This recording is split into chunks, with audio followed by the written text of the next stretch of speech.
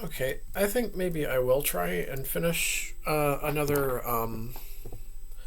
part of this mystery airships um, UFO story. Um, this isn't going to be as long as the first video on it, but I'd like to go through the the 1897 section. Um, so we'll see how this goes. Um, starting, we started, we ended, we ended the last video with the 1896 California 1896. Um, we're doing the mystery airships. Um, the mystery airships of 1896 and 1897. And so we're going to start off here with the 1897 section here on this page, which is it's Wikipedia and it's mystery airship. That's where I'm at.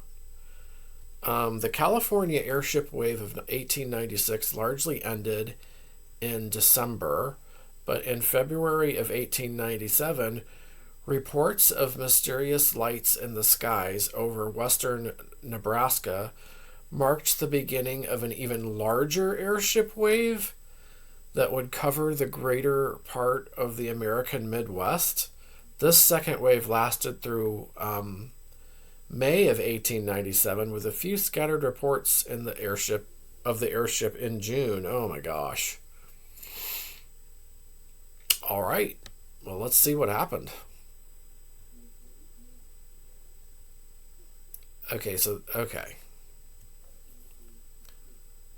So Nebraska marked the beginning of the 1897 sightings. Okay.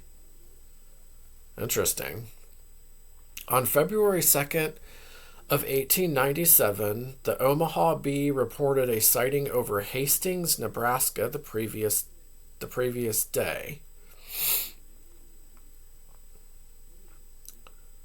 Several Hastings people report that an airship or something of the kind has been sailing around in the air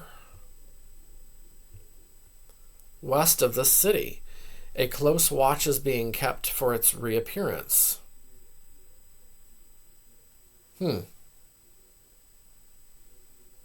On February 5th, the Bee reported that the airship had been sighted again near the town of Innavale, around 40 miles south of Hastings. One witness from Arkansas, allegedly a former state senator, Harris, was supposedly told by an airship pilot during the tensions leading up to the Spanish-American War that the craft was bound for Cuba to use its Hotchkiss gun to kill Spaniards.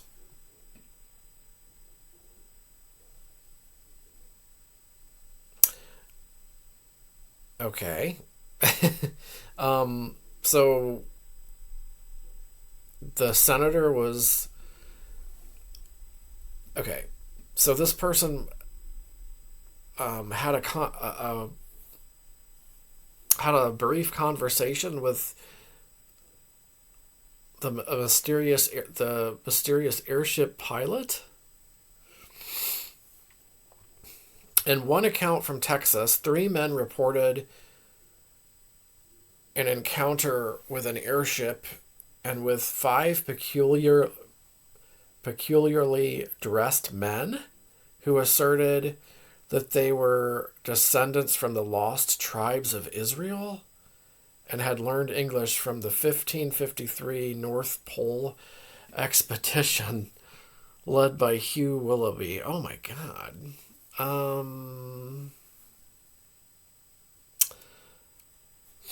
That sounds...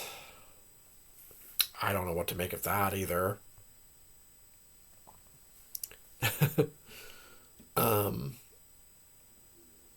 article from the Albion Weekly News from Albion, Nebraska reported that 2 witnesses saw an airship crash just inches from where they were standing. Just inches. Okay. The airship suddenly disappeared with a man standing where the vessel had been? That would be really creepy. The airship pilot showed the men a small device that supposedly enabled him to shrink the airship small enough to store the vessel in his pocket. Oh, jeez. Man. If this was real, think about if this was real. I mean, this sounds really outlandish. But, let's just see here. A rival newspaper, the Wilsonville Review, playfully claimed that its editor was an additional witness to the incident and that he heard the pilot say something in another language here. The phrase he allegedly heard is subscribe for the review, spelled backwards. Oh, gosh. Okay. Oh, I mean, I like the accounts. They're just kind of comical. They're definitely unbelievable. Some of these are. The March 28th, 1897 edition of the Rocky Mountain News published a report of a sighting in Topeka, Kansas, where several hundred witnesses observed a blood-red light moving slowly across the sky. Some people were reportedly so frightened by the sight that they had hid in their storm cellars, fearing that a great calamity was impending. Among the witnesses to the event was Governor of Kansas, John W. Leedy. That's an interesting one, though. Several hundred people saw it.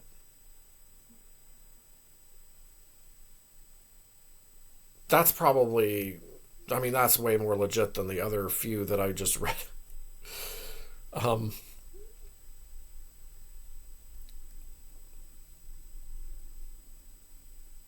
Okay, the first airship sighting in Michigan was on April...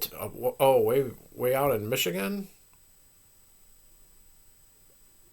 Wow, okay. Was on April 10th of 1897. So these sightings are all about, like, all over the place now. Like that last one was Kansas. We got Nebraska, Kansas, Texas, Arkansas. All right. So now we're going as far as Michigan. April 10th, 1897 at Alma, followed by sightings from Benton Harbor, Holland, Niles, and Mendon. So this is all in Michigan. All on April 11th. April 12th, the airship was seen over Battle Creek and Kalamazoo, Michigan. And an airborne explosion was seen in Pavilion. With an airborne explosion?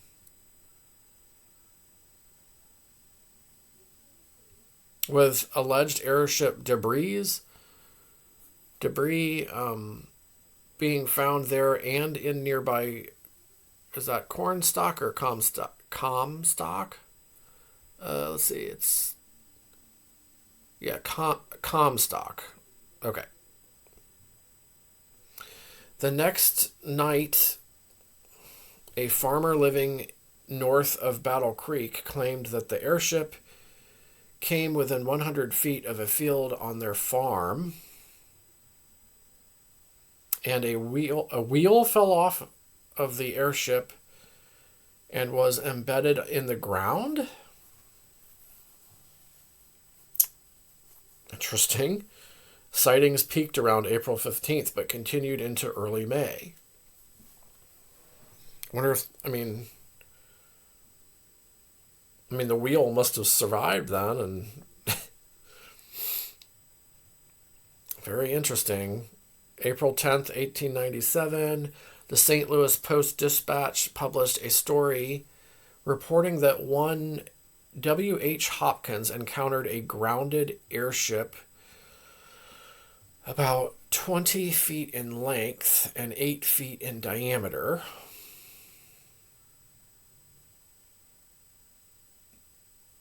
So it was on the ground near the outskirts of Springfield, Missouri. So, okay, this one's in Missouri. So these are all over now. That didn't take long from 1890, just a couple, months, and went from California now it's everywhere in 1897. The vehicle was apparently propelled by 3 large propellers and crewed by, listen to this. This is the most interesting account so far for me. Oh my gosh. Now we're getting to the good stuff. All right. It was crewed by a beautiful nude woman and a bearded man who was also nude. All right. Hopkins, oh my gosh, this is just getting fun now. Hopkins attempted with some difficulty to communicate with the crew in order to ascertain their origins. Okay. Eventually, they understood that what Hopkins was asking of them, and they both pointed to the sky and uttered something that sounded like the word Mars. So who is this Hopkins guy? The airship was 20 feet in length and 8 feet in diameter. Huh. 3 large propellers. That's crazy.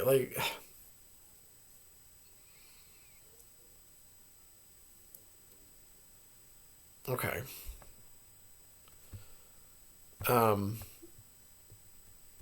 All right, let's continue on here.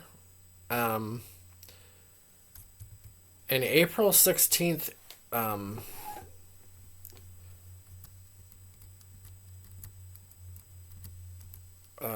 on just a second. Okay. In April 16th, 1897, a story published by the Table Rock Argus claimed that a group of anonymous but reliable witnesses had seen an airship sailing overhead. The craft had many passengers.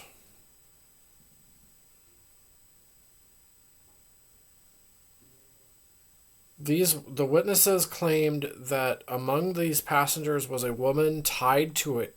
Okay. A woman tied to a chair, a woman attending her, and a man with a pistol guarding their apparent prisoner. Before the witnesses thought to contact the authorities, the airship was already gone?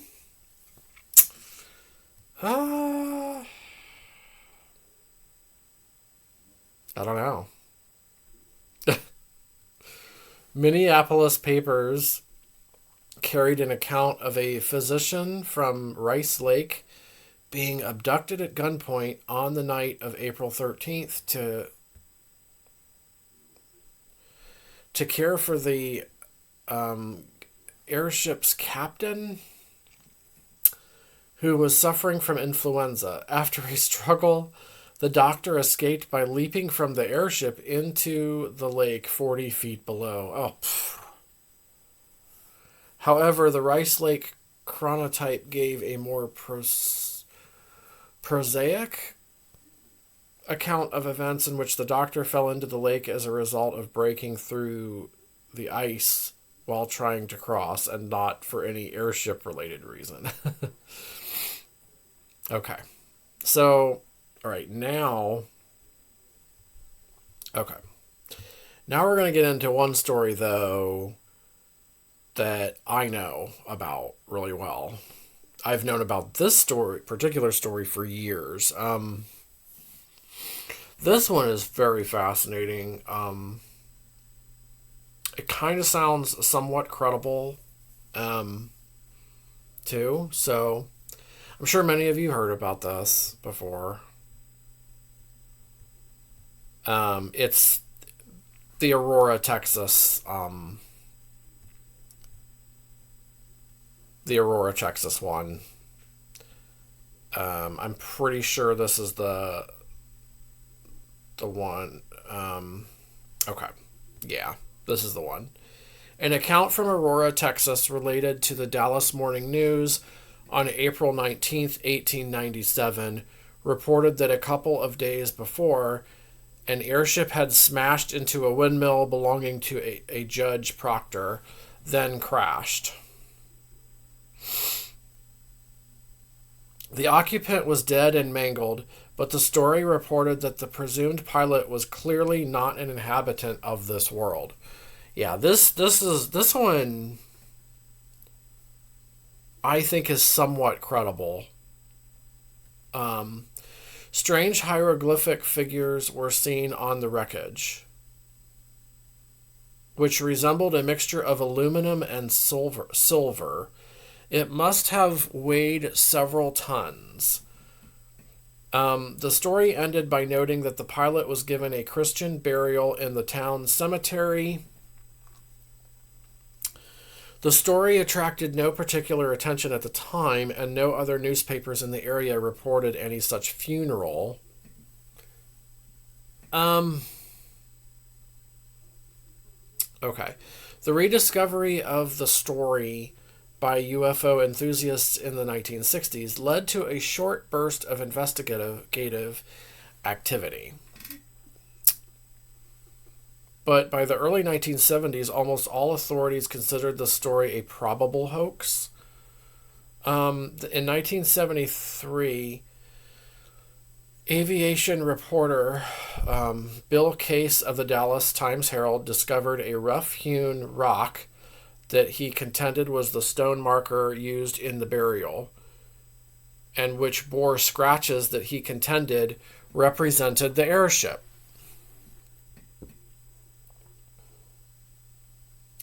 A local treasure hunter claimed that his metal detector gave strange readings in the area, which Case claimed indicated that the pilot had been buried in some sort of metal uniform.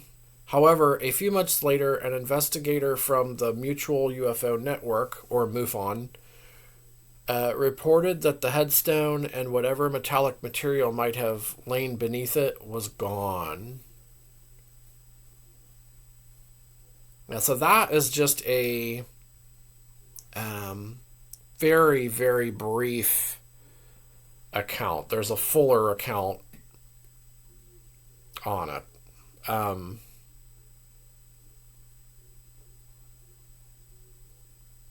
The pilot was not of this world, reportedly, and was reportedly said to be an alien. I think he was supposed to be like really like pretty small, a pretty small like creature, like humanoid creature or humanoid person. Really interesting. It's a story. If you've never heard the Aurora, Texas, 1897 UFO crash story, definitely go look into that more. That's a pretty well-known case. I've known it. Yeah, like I said, I've known about it for a long time. I've seen it on TV too. But it's very interesting, like, if nothing else, like, I can't say either way if it how legitimate it is, but I think it's one of the more interesting cases for sure. There's a lot to it. So yeah, definitely check that out if you've never looked into that before. Definitely a lot to that one, I think. An account by here. We're gonna move on here. This is the last account on here on the Wikipedia page. Let's see what this is. This is April 19th. Let's see. An account by Alexander Hamilton of Leroy, Kansas, supposedly occurred around April 19th, 1897, and was published in the Yates Center Farmers Advocate of April 23rd. Let's see here. Hamilton, his son, and a hired hand witnessed an airship hovering over his cattle pen. Upon closer examination, the witnesses realized that a red cable from the airship had lassoed a heifer and had also become entangled in the pen's fence. So a red cable from the airship had lassoed a cow, basically, but had also become entangled in the pen's fence. Let's see what else it says here. After trying unsuccessfully to free the cow, Hamilton cut loose a portion of the fence, then stood in amazement to see the ship, cow, and all rise slowly and sail off.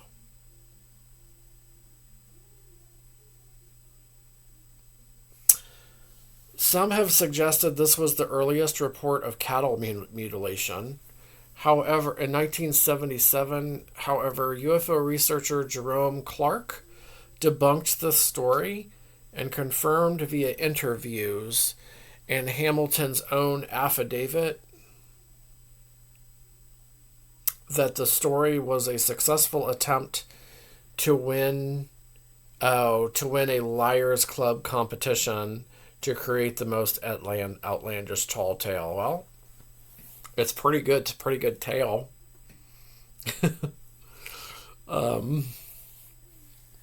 Okay, so this is confirmed to just be a hoax, right?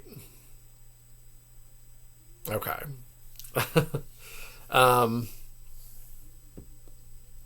Okay. Well, at least we know the truth behind that. And that is the end of the 1897 sightings. I'm sure there was like other stuff, but that's just on here that I can see so far. Then it goes into later sightings. We can do that because it's not very long on here. In 1909, a series of mystery airship sightings reported around New England were likely triggered by a hoax by Wallace Tillinghast, who falsely claimed to have invented and flown a heavier-than-air craft from Worcester to New York City. So that's false claim here.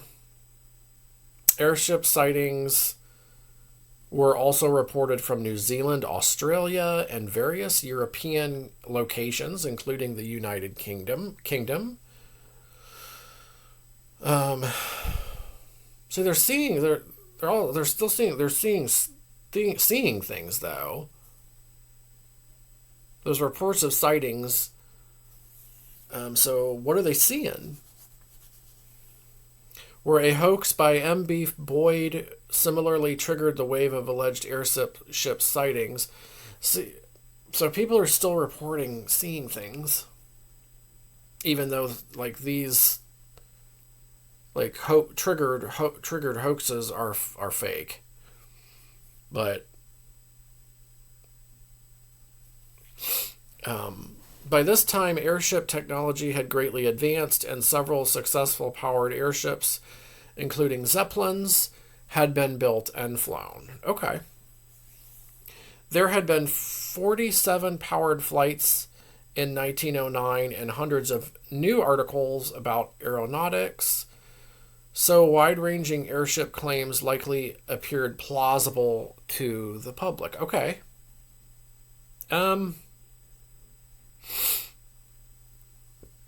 But the earlier reports, like the 1896 and 97 stuff, that's more mysterious and strange for sure. Or anything before that, too. Later reports came from the United Kingdom in 1912 and 1913. Okay. Jerome Clark wrote that one curious feature of the post-1897 airship waves was the failure of each to stick in historical memory. Although 1909, for example, brought a flood of sightings worldwide and attendant discussion and speculation, contemporary accounts do not allude to the hugely publicized events of little more than a decade earlier. Okay. Yeah, so it kind of feels a little different. Maybe? I don't know. It's got to be like... And there had to have been sightings between 1897 and 1909, too. They probably just, like, tapered off some. Just not like the mass hysterical sightings, I guess. So that, okay. Let's see what it says here. Explanations, hoaxes, or misidentification. Let's see here.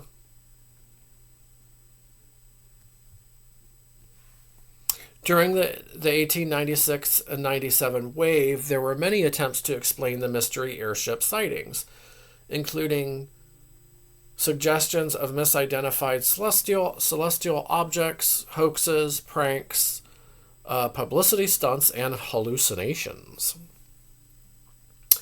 One man suggested the nocturnal lights were actually swarms of lightning beetles. You mean like lightning bugs? Sure, people could tell the difference between a phantom airship and a lightning bug. Or, some kind of strange light in the sky.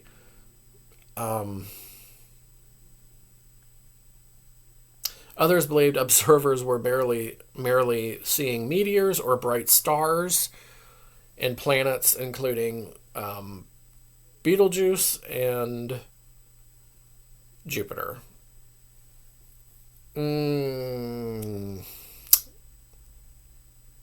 Yeah, I don't know about that. I think people can tell a planet and a star from something like moving around in the sky. Like the planets and stars would be more stationary, while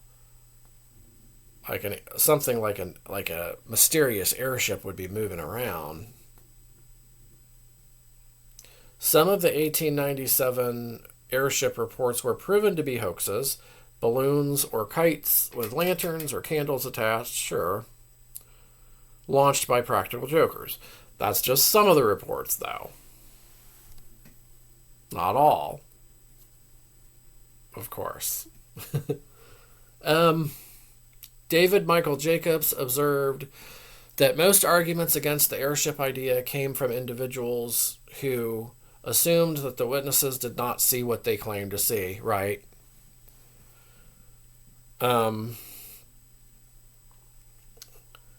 However, Jacobs believes that many airship tales originated with enterprising reports perpetrating journalistic hoaxes. He notes that many of these accounts are easy to identify because of their tongue-in-cheek tone and accent on the sensational. Furthermore, in many such newspaper hoaxes, the author makes his intent obvious by saying in the last line that he was writing from an insane asylum or something to that effect. Okay. So I think just like other eras, other decades of UFO sightings and reports, and I think there's a mixture of, the truly sensational and misidentification, and then there's going to be those remaining reports, though, that are more mysterious and questionable and could be possibly legitimate. I think it's a mixture of genuine, legitimate sightings, and then the sensational, and then the hoaxes and the misidentification type stuff. I think it's like this in every single decade of these UFO, unidentified flying object sightings, as it would be today. I don't think it's any different, honestly. I think you're going to have a mixture of it, of all of that stuff, of all of that.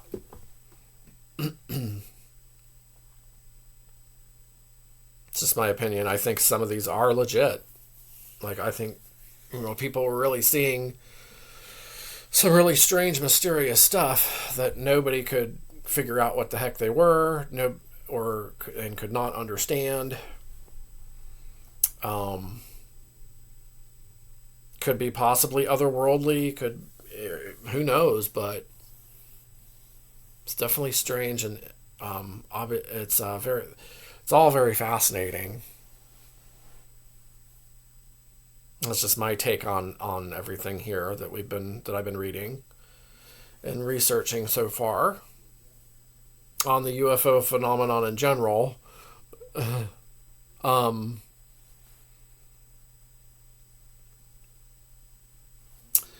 Let's see. And it goes on here for a little while. I'm going to read the last few parts. This is genuine airships. Some authors have argued that the mystery airship reports were genuine accounts of functional man-made airships.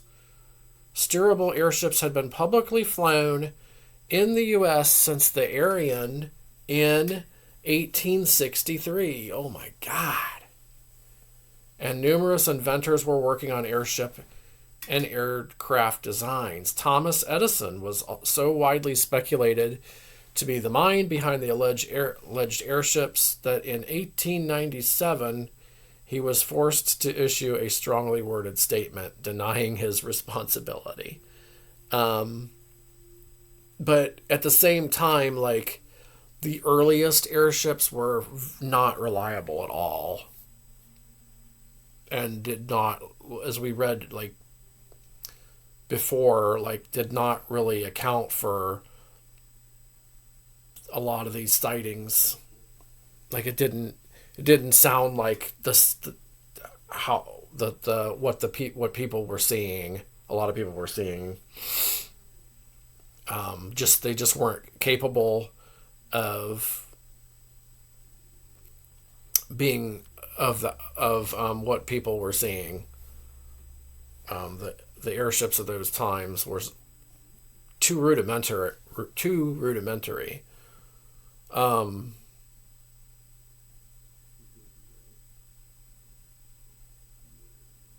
Until a little bit later.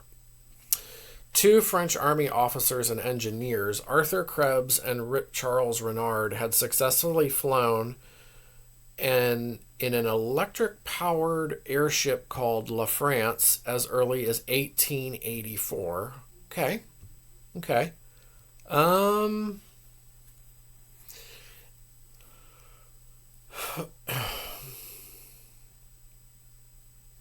In November 1897, an aluminum-skinned airship designed by David Schwartz was built in Germany and successfully flew over Tempelhof Field. Okay. That is really interesting, like these early airships, huh? In his 2004 book, Solving the 1897 Airship Mystery, American writer Michael Busby analyzed observed flight paths and airspeeds from old newspaper accounts and found the evidence consistent with 3 separate airships flying in the Texas skies. Okay. Research led him to conclude they were built in Iowa by a group of people originally from California. 3 individuals investigated in this chapter may be the connecting threads between the various airship mysteries we have examined from the 1840s to 1897. 1840s? Dr. Solomon Andrews, Willard Wilson, and Dr. Charles Smith, peers extraordinaire, may have been designing, building, and flying airships from the 1840s? What?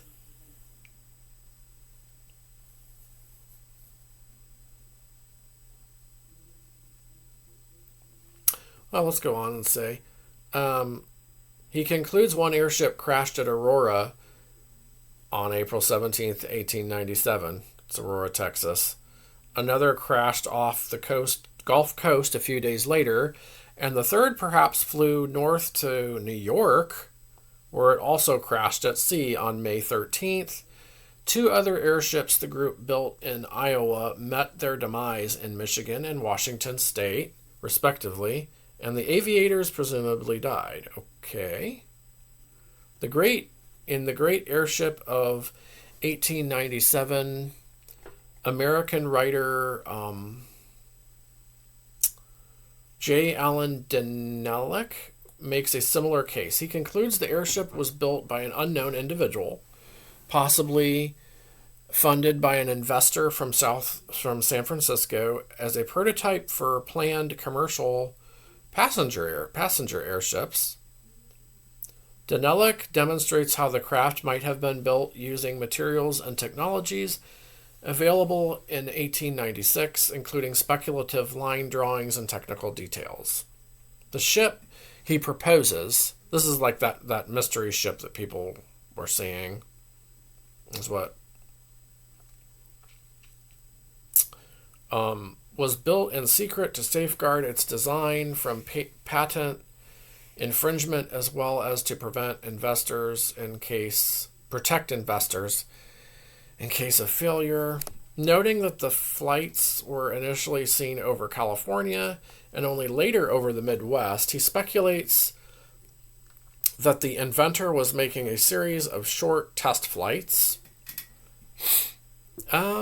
moving from west to east and following the main railway lines for logistical support, and that it was these experimental flights that formed the basis for many, though not all, of the newspaper accounts from the era. Denelek also notes that the reports ended abruptly in mid-April 1897, suggesting that the craft may have met with disaster, effectively ending the venture and permitting the sightings to fall into the realm of mythology. I don't know. I mean,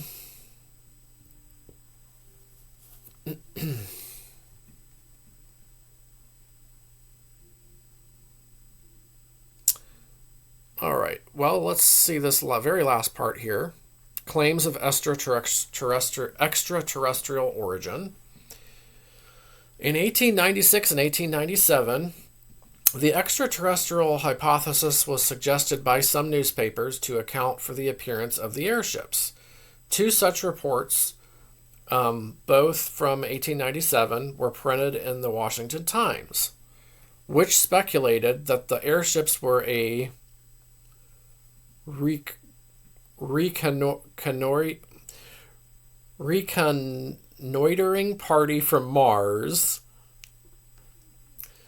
and the St. Louis Post-Dispatch, which suggested of the airships, these may be visitors from Mars, fearful at the last of invading the planet they have been seeking.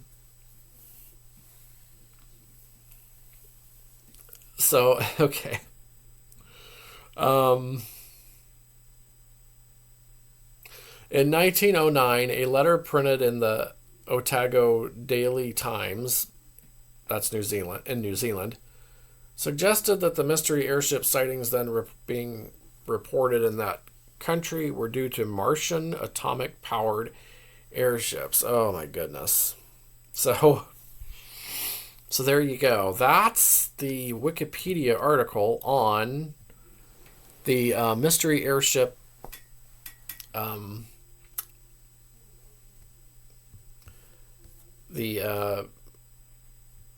mystery airship phenomenon, or phantom airship phenomenon, of 1896, 1897, and a little bit later on.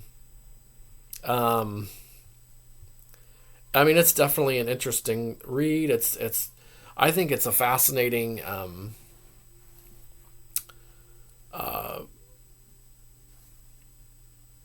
I think it's pretty fascinating to get into here, and to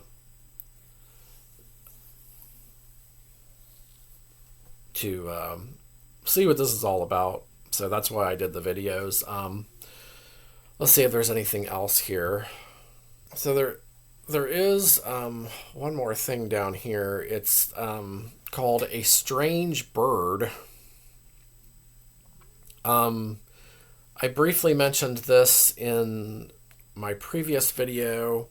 It's from the zoologist, July 1868. This is from Copiapo, Chile. It's okay. I see. July 1868, Copiapo, Chile, April of 1868. It's called A Strange Bird, and here's the description of it. Yesterday at about 5 o'clock in the afternoon, when the daily labors in this mine were over, and all the workmen were together awaiting their supper, we saw coming through the air from the side of the Ternera a gigantic bird, which at first sight we took for one of the clouds, then partially darkening the atmosphere, supposing it to have been separated from the rest by the wind. Its course was from northwest to southeast, its flight rapid and in a straight line. As it was passing a short distance above our heads, we could mark the strange formation of its body. Its immense wings were clothed with a grayish plumage. Its monstrous head was like that of a locust. Its eyes were wide open and shone like burning coals. It seemed to be covered with something resembling the thick and stout bristles of a boar, while on its body elongated like that of a serpent. We could only see brilliant scales, which clashed together with a metallic sound as the strange animal turned its body in its flight. What in the world? Let me briefly take a look at this here.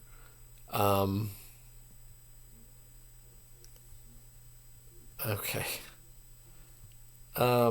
Maybe I will look into that as well a little bit more. Yeah, here it is. Is that all that's on that? Anyway, that is interesting.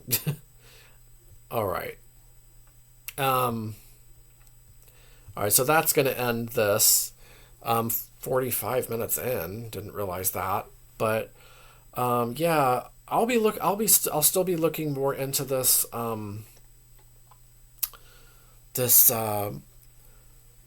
airship phenomenon of those years, because it's a fascinating thing. Um, Whether some of these are otherworldly or not, I mean, it's just interests me a lot. I hope you enjoyed the video, and hope you'll be looking out for more UFO videos in the near future.